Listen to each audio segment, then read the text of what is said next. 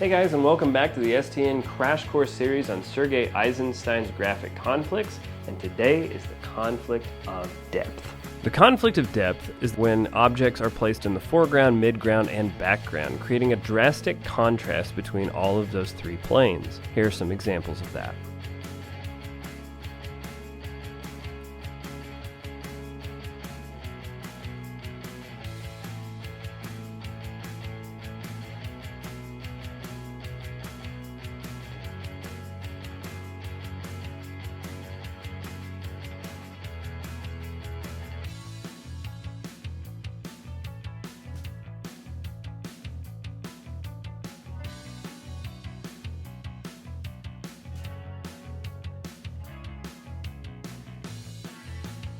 For more on Eisenstein's graphic conflicts or other Crash Course videos, please visit our social media and our website at studenttelevision.com.